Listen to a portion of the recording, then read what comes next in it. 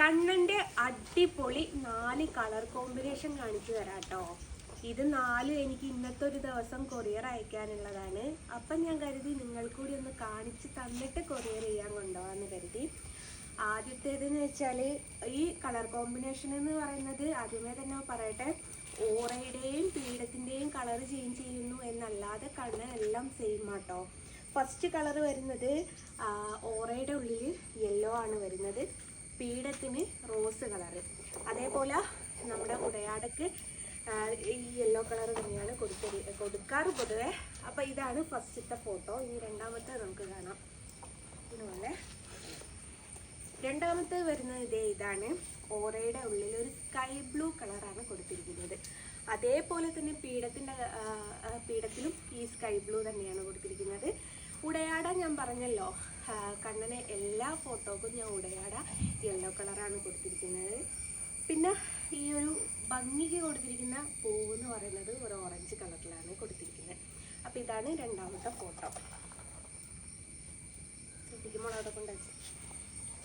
മൂന്നാമത്തെ ഫോട്ടോ എന്ന് പറയുന്നത് ഇതാണ്. ഇതെന്ന് പറയുന്നത് ഞാൻ ആദ്യമായിട്ട് ഗുരുവായൂർ അമ്പലത്തിൽ ഫോട്ടോ സമർപ്പിക്കുന്ന ഈ ഒരു കളർ കോമ്പിനേഷൻ ആട്ടോ. അന്ന് ഉടയാടയ്ക്ക് യെല്ലോ കളറല്ല കൊടുത്തിരിക്കുന്നത്, ഈ റോസ് കളറാണ് കൊടുത്തിരിക്കുന്നത് എന്നേ ഉള്ളൂ. അപ്പോൾ ഫസ്റ്റ് ടൈം ഞാൻ ഗുരുവായൂർ അമ്പലത്തിൽ ഫോട്ടോ സമർപ്പിച്ച, ആദ്യമായിട്ട് എൻ്റെ ജീവിതത്തിൽ ഫസ്റ്റ് ടൈം സമർപ്പിച്ചൊരു ഫോട്ടോ കളർ കോമ്പിനേഷൻ എന്ന് പറയുന്നത് ഇതാട്ടോ. അപ്പോൾ ഓറയുടെ ഉള്ളിൽ ലൈറ്റ് പിങ്കാണ് കൊടുത്തിരിക്കുന്നത്, പീഠത്തിനും അതേപോലെ ലൈറ്റ് പിങ്കാണ്. പിന്നെ ഉടയാടയ്ക്ക് യെല്ലോ കളർ തന്നെയാണ്. ഇതിനൊരു ഭംഗി കിട്ടാൻ വേണ്ടിയിട്ടാണ് സൈഡിൽ കൂടി ഇങ്ങനെ ഓറഞ്ച് കളർ കൊടുത്തിരിക്കുന്നത്. ഇനി ലാസ്റ്റ് വൺ എന്ന് വെച്ചാൽ ഇതാണ്. ഇതെന്ന് വെച്ചാൽ ഓറയുടെ ഉള്ളിൽ വയലറ്റ് കളറിലാണ് കൊടുത്തിരിക്കുന്നത്, പീഠത്തിനും സെയിം വയലറ്റ് കളർ തന്നെയാണ്. ഉടയാടയ്ക്ക് യെല്ലോ കളറാണ് കൊടുത്തിരിക്കുന്നത്. ഇതിനും ഭംഗിക്ക് വേണ്ടിയിട്ട് ഞാൻ റോസ് ഓറഞ്ച് കളർ പൂവാണ് കൊടുത്തിരിക്കുന്നത്. അപ്പോൾ ഇതിൻ്റെയൊക്കെ സൈസ് വരുന്നത് എങ്ങനെയാണെന്ന് വെച്ചാൽ 15 ഇഞ്ച് വീതിയും 22 ഇഞ്ച് നീളവുമാണ് വരുന്നത്. എന്ത് മെറ്റീരിയൽ ആണ് എന്ന് ചോദിച്ചാൽ അക്രലിക് ഷീറ്റിൻ്റെ മുകളിൽ fabric paint, pearl paint, 3D gold ഇതൊക്കെ ഉപയോഗിച്ചിട്ടാണ് വർക്ക് ചെയ്യുന്നത്. ഈ ഒരു വർക്ക് ഇതേപോലെ ഫിനിഷ് ചെയ്തെടുക്കാൻ ഞാൻ 4 ദിവസം കഷ്ടപ്പെട്ടാലോട്ടോ എനിക്ക് ഇങ്ങനെ ഒരു വർക്ക് പൂർത്തീകരിക്കാൻ പറ്റുക.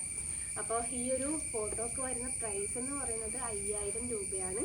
ഇതിന് കൊറിയർ ചാർജ് സഹിതം എനിക്ക് 2500 രൂപ ചിലവ് വരുന്നുണ്ട്. നമ്മുടെ കേരളത്തിനകത്തേക്കാണെങ്കിൽ കൊറിയർ ചാർജ് ഒന്നും വരില്ല, കേരളത്തിന് പുറത്തേക്കാണെങ്കിൽ മാത്രമേ ഇതിന് ഞാൻ കൊറിയർ ചാർജ് എടുക്കാറുള്ളൂ.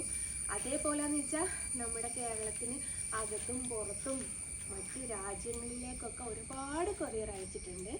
അതൊക്കെ കണ്ണൻ്റെ ഒരു അനുഗ്രഹമായിട്ടേ ഞാൻ കണക്കാക്കുന്നുള്ളൂ. അപ്പം നിങ്ങൾക്ക് ആർക്കെങ്കിലും വേണമെന്നുണ്ടെങ്കിൽ ഞാൻ ഇതിനോടൊപ്പം എൻ്റെ വാട്സപ്പ് നമ്പർ കൊടുക്കാം കേട്ടോ.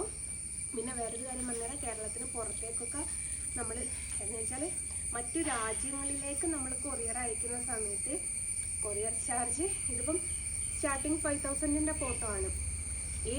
ഇതിന് കൊറിയർ ചാർജ് വരിക 6000 ഒക്കെ വരുന്നുണ്ട് കേട്ടോ. അപ്പോൾ നമ്മളെ ഫോട്ടോനെക്കാട്ടിൽ എക്സ്പെൻസ് വരും കൊറിയർ ചാർജ് എന്ന് പറയുന്നത്.